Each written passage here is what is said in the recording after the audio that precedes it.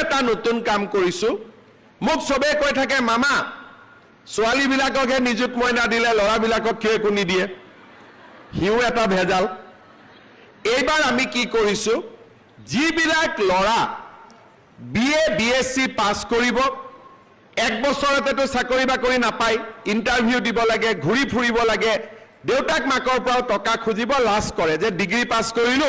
এটা দেউতাক মাৰ পৰানো কেনেকে টকা খুজু এইবাৰ আমি সিদ্ধান্ত লৈছো যে যিমান ল'ৰা ডিগ্ৰী পাস কৰিব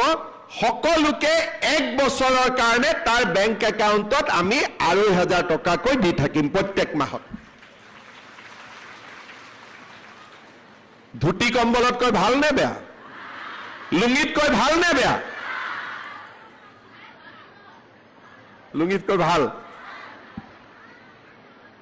আজি আমি আৰু এটা নতুন কাম কৰিছো